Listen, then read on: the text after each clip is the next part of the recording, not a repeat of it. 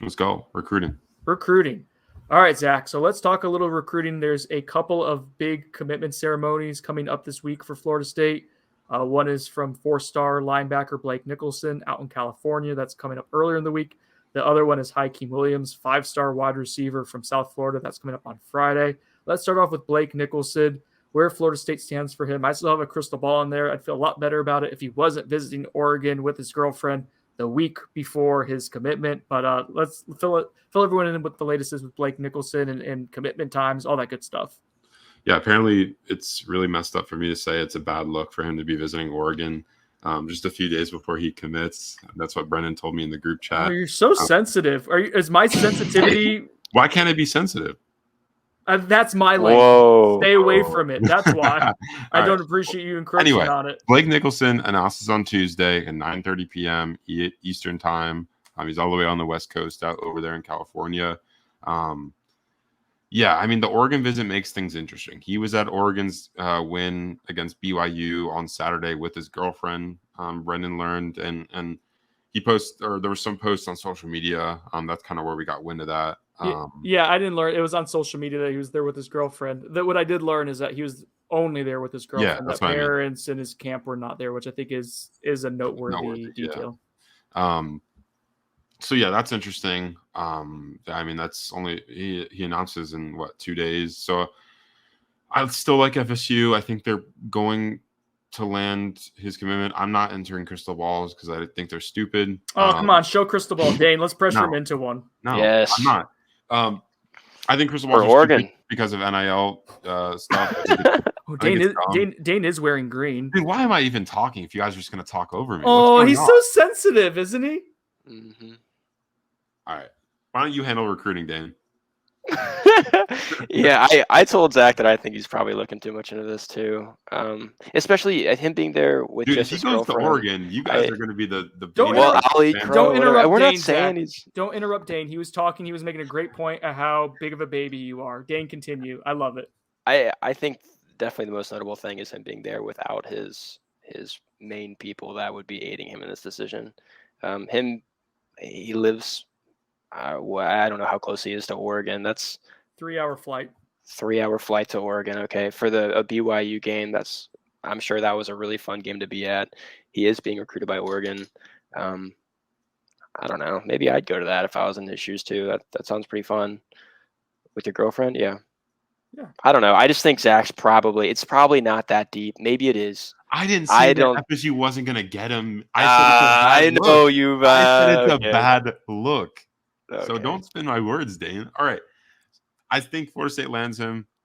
Brady Shannon went out to see him last week to go watch him play. I think he scored 6 touchdowns, because he also plays running back for Manteca, I think it's called, out in California.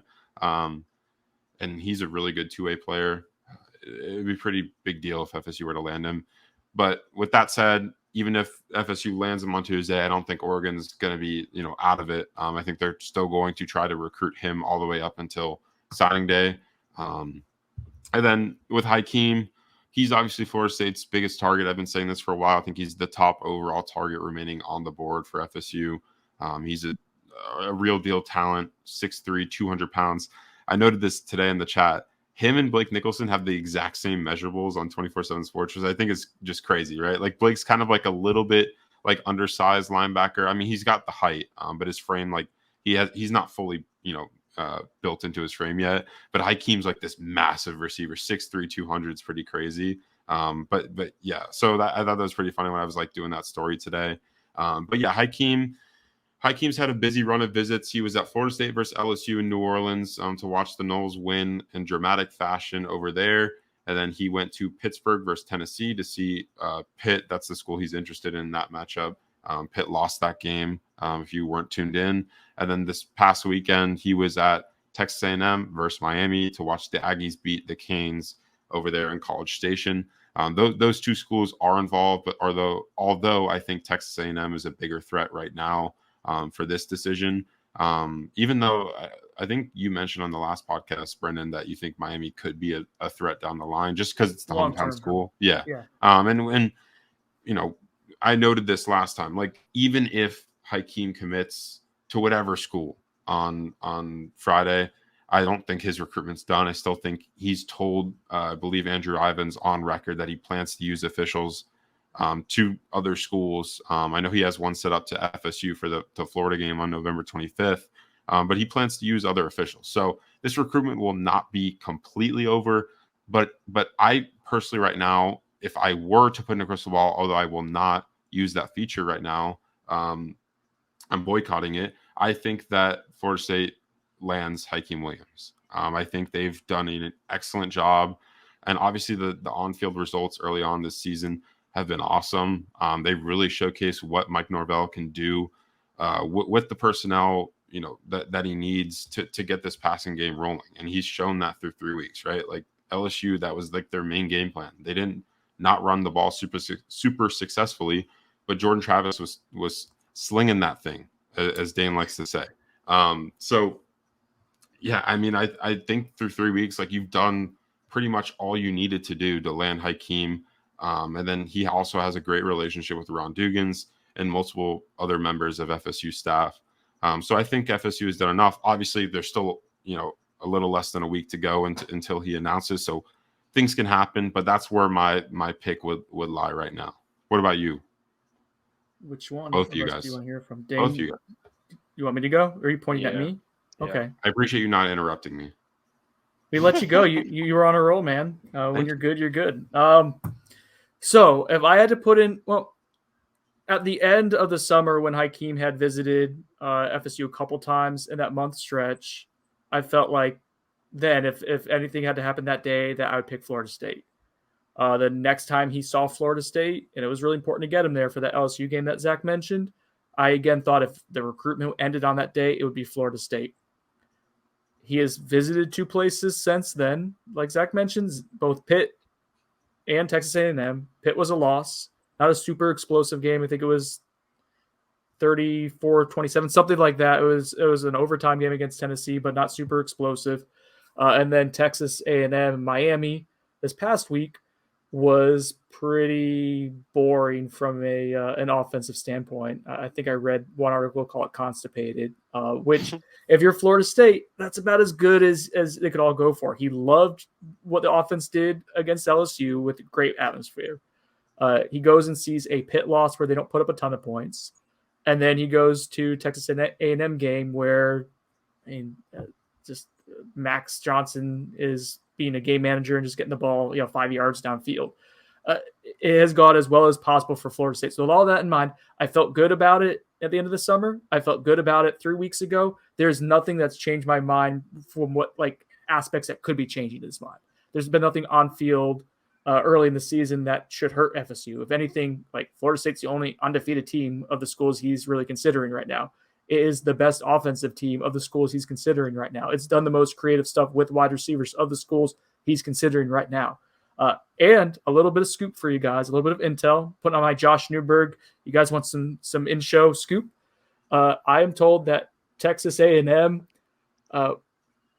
tried to get an idea of what Hykeem Williams was going to do this weekend or this upcoming Friday. Maybe he's trying to push for a silent commitment. And I believe Hykeem Williams leaves College Station, not committed anywhere at this time publicly or silently. He is still very much so expecting to surprise people when he makes his decision. So that's a really good thing that, Jimbo is not able to close in person on Hykeem Williams, that Florida State is able to kind of weather that storm of him visiting a couple schools before making his decision. I think it's Florida State right now. If I had to put in a crystal ball, I will not do a crystal ball for him just because I do not want to jinx. I don't want that blood on my hand. But I think when he makes a commitment on Friday afternoon, I feel really good about it being the Seminoles.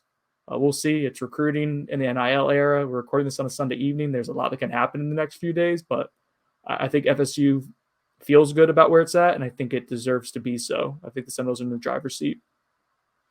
Yeah, I was going to be a bit of a wet towel, but I won't say anything. I think we should leave it at that. That's pretty right. good. Don't be a wet towel. Don't be a wet towel, Dane. Put a wet towel under the dome. It's also Josh Newberg joy. R.I.P. Josh.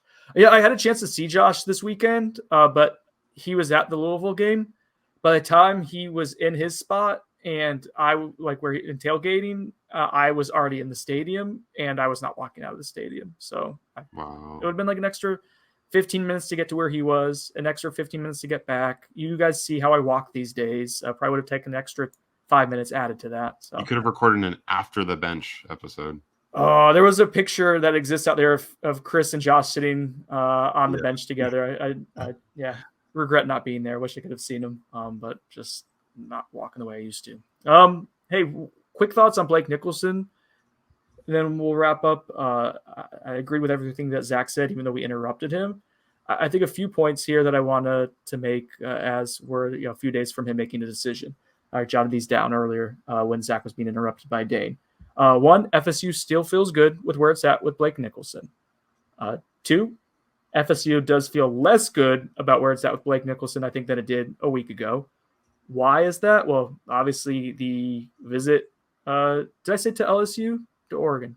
To Oregon. I hate LSU, just in my mind all the time still. FSU feels less good because he visits Oregon, again, mentioned earlier, only with his girlfriend, but for a while there, I think that the communication like with Oregon and Blake had kind of trailed off or wasn't super consistent. For it to kind of reemerge here this close to the decision day is a source of like, oh, that is a change. You know, when something changes in behavior with the recruitment or just anything in life, like it's noteworthy. And to me, that's noteworthy. And then third point, like Zach mentioned, I think this is a really good one, regardless of what happens on Tuesday.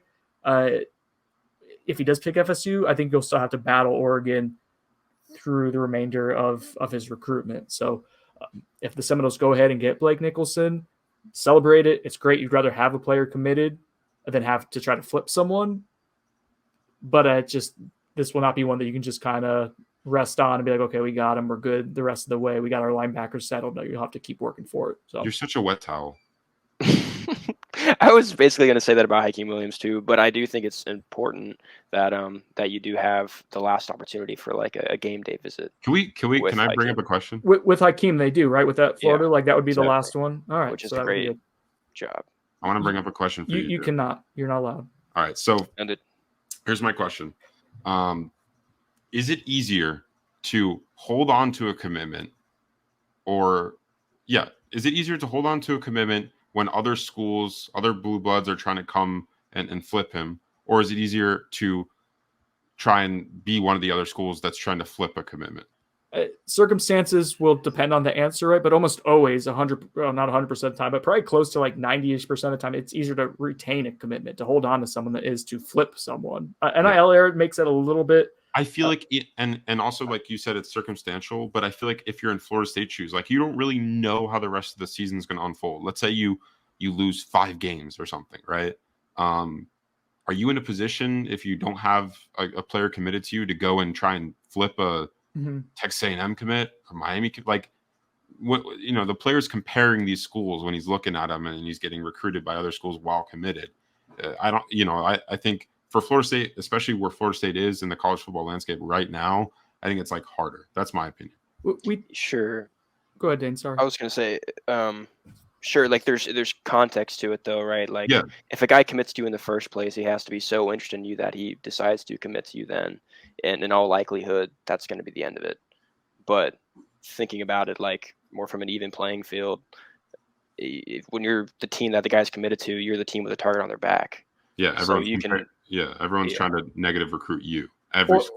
Or they know they're making their recruiting plan opposite of what. If you're like Texas A&M, you can say, well, our offense doesn't look great right now, and maybe sure Florida State can say, look at what Johnny Wilson's doing, but then Texas A&M could come out and say, well, hey, we need you to be the guy who gets us to where we need to be, and you can make that selling point based on the opposite of what the school that currently has them is, to give yourself a chance.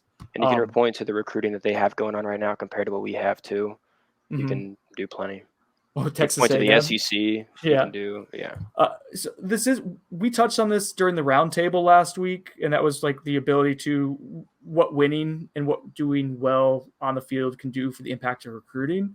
This is something that none of us have really covered during our time at Noles 24/7 respectively. So like unprecedented. Not just that they're winning, right, but that they're winning early in the season. Yeah. And in the early signing period era, I feel like I'm saying era a lot in the last few minutes. NIL, early signing period, but in this time of history of like when early signing period is like leading to players signing in December and making decisions earlier and all being sped up. We saw this last year at Florida State. The 0-4 start carried much more weight with recruiting, I think, than the 5-3 finish. Yeah, and of course, yeah. People are making their decisions. They're having first impressions of what that team looks like in the season based off of like those first, like that first month of the season.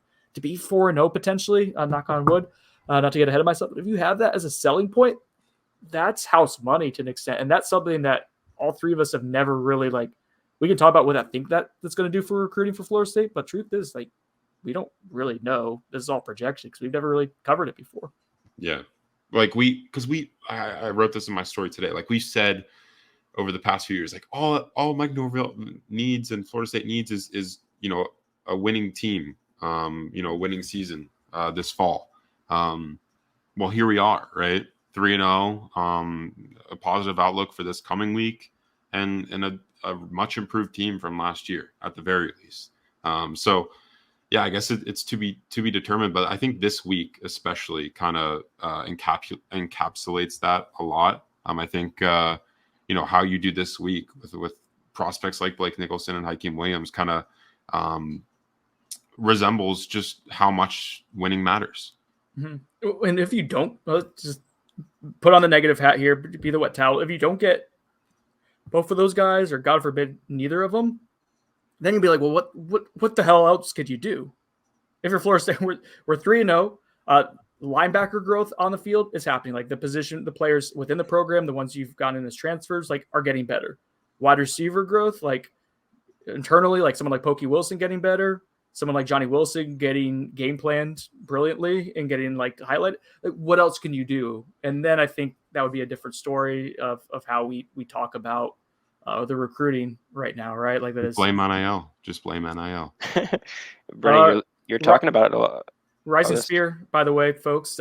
It's always a good time to donate to Rise and Spear, but that might be the best time. They have a 70% off deal, I think.